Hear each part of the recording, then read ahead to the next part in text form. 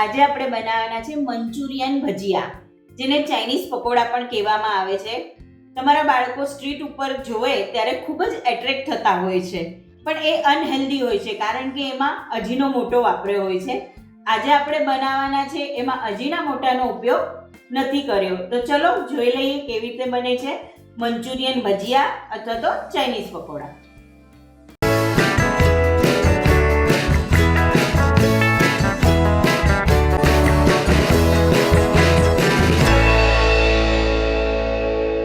Manchurian ભજીયા બનાવવા માટે આપણને જોઈશે 1 કપ ઝીણી સમારેલી કોબી,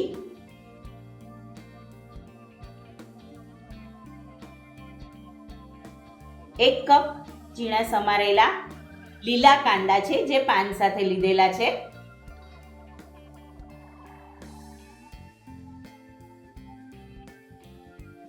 બારે જ્યારે આપણે મંચુરિયન ખાતા હોઈએ છીએ ત્યારે એમાં ફક્ત કોબીનો જ ઉપયોગ થાય છે. ત્યારે આપણે લીલા કાંદા લીધા છે પાન સાથે, અને સાથે ગાજર પણ લઈએ છીએ 1/2 કપ.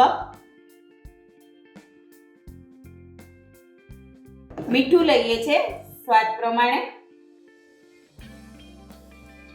બધા સોસમાં મીઠું હોય છે એટલે આપણે અત્યારે થોડું ઓછું મીઠું લઈએ છીએ.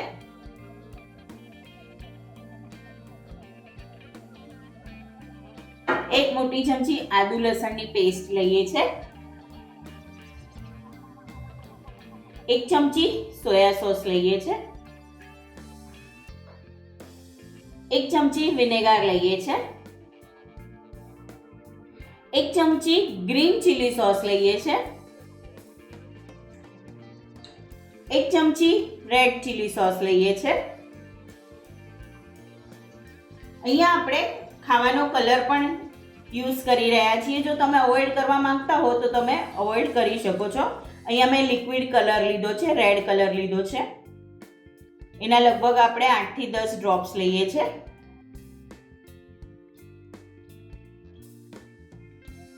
અડધો કપ મેંદો લઈએ છે, અડધો કપ કોર્નફ્લોર લઈએ છે. હવે એને મિક્સ કરી લઈએ.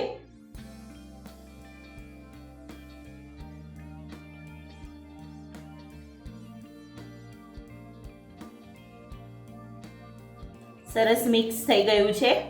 હવે આને અડધો કલાક માટે આપણે રેસ્ટ આપવાનો છે. મંચુરિયનનું ખીરું રેસ્ટ આપીને તૈયાર છે. હવે એના ભજીયા બનાવી લઈએ. તમે એને ગોળ પણ બનાવી શકો છો. અત્યારે આપણે અનઇવન બનાવી રહ્યા છીએ. ઘણી જગ્યાએ ગોળ મળતા હોય છે, ઘણી જગ્યાએ અનઇવન પણ મળતા હોય છે.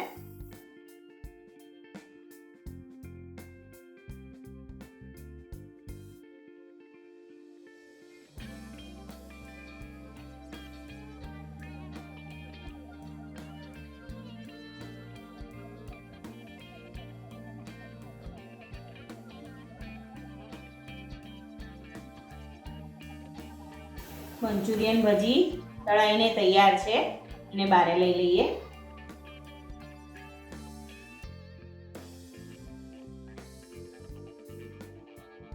મંચુરિયન ભજી કે ચાઇનીઝ પકોડા તૈયાર છે, અને એ પણ અજીનોમોટો વાપર્યા વગર. હવે તમે તમારા બાળકો માટે આ ઘરે ચોક્કસથી બનાવજો અને અમને કમેન્ટ બોક્સમાં જરૂરથી જણાવજો તમને આ ભજી કેવી લાગી. મંચુરિયન ભજીને આપણે શેઝવાન સોસ સાથે સર્વ કર્યું છે. તો તૈયાર છે મંચુરિયન ભજી. મળીએ નવી રેસીપી સાથે. ત્યાં સુધી સ્વસ્થ રહો, મસ્ત રહો અને ખાતા રહો. લાઈક કરો, શેર કરો, સબસ્ક્રાઇબ કરો.